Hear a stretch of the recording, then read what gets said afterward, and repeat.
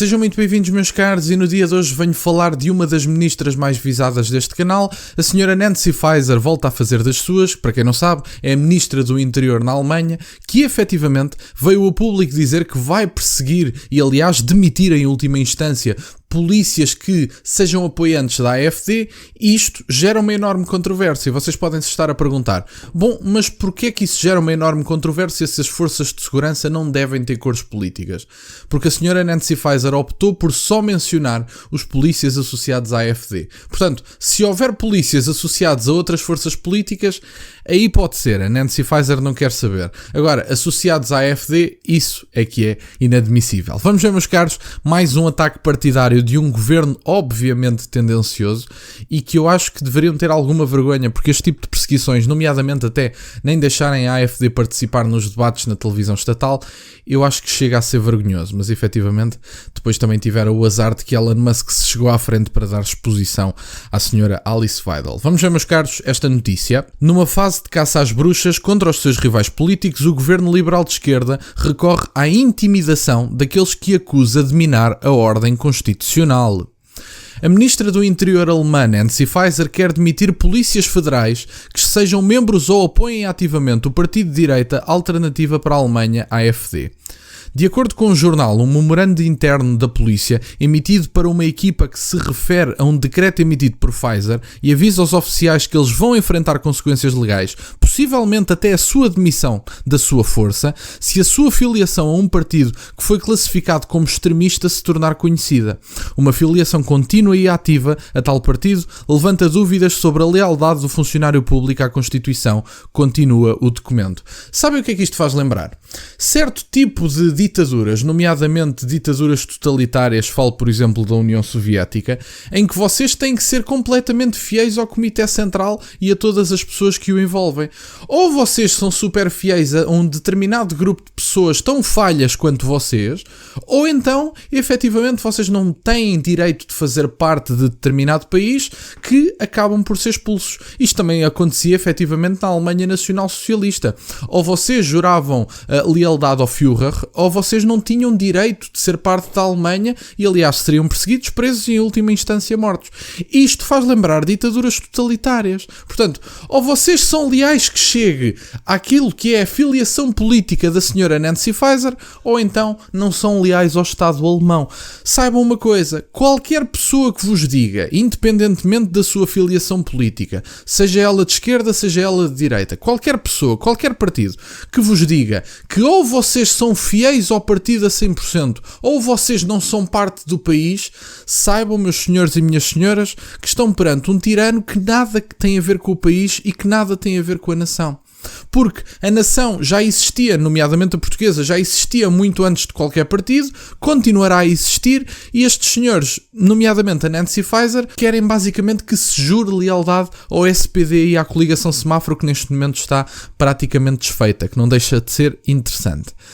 A formulação, naturalmente, aplica-se ao primeiro lugar à AfD, que foi designada como uma organização extremista pela Agência de Inteligência Doméstica do país. A AfD respondeu dizendo que Nancy Faeser ameaçou polícias com uma proibição ocupacional de facto.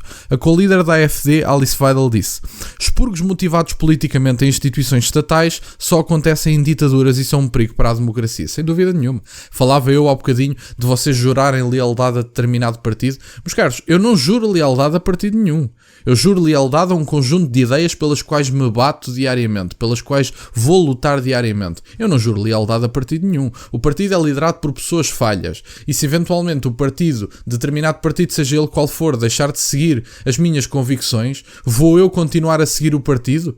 Quer dizer, sinceramente, eu acho que também temos que ter um bocadinho de convicções ao fim do dia. E, portanto, que não se compare a lealdade à nação com a lealdade a um determinado partido, a um conjunto de líderes políticos ou até mesmo a um líder político. Eu não dou para esse tipo de peditórios, de certo tipo de cultos a líderes, não dou para esse peditório, sinceramente. Já apontei falhas, nomeadamente ao Chega em Portugal, já apontei, vocês sabem disso, nomeadamente o que se passou na Madeira, nomeadamente a envolvência de deputados que não são convictos ideologicamente, nomeadamente N de coisas, eu já falei sobre isto e, portanto, este assunto está mais do que visto no meu canal, não tenho problemas nenhuns em fazer críticas, objetivamente que é o partido com o qual mais me identifico, mas a mim que ninguém me peça que se um partido mudar de rumo de tal maneira que deixe de representar aquilo que são as minhas principais convicções, meus caros, que ninguém me peça para continuar envolvido com determinado partido, porque isso não vai acontecer. O professor de Direito Constitucional chamou o decreto de Pfizer de um verdadeiro escândalo, explicando que a Constituição alemã garante o direito dos funcionários públicos de serem membros de um partido que não seja proibido. Como relatámos anteriormente, o processo judicial para remover servidores públicos foi abolido, abrindo a porta para a arbitrariedade política. Desde o ano passado, o Estado tem autoridade unilateral para determinar se alguém é um extremista. Isso coloca a Pfizer no centro desse esforço para livrar a força policial de oficiais com visões de direita. Meus caros, isto é muito interessante. Aliás, este é um dos problemas não só deste tipo de situações, mas de situações associadas à liberdade de expressão.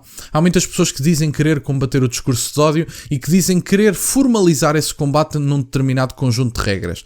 O problema, meus caros, é quando vocês formalizam palavras que não se podem dizer, associações que não se podem fazer, pessoas que não se podem ofender, vocês estão a fazer escolhas arbitrárias sobre aquilo que pode ou não ser dito.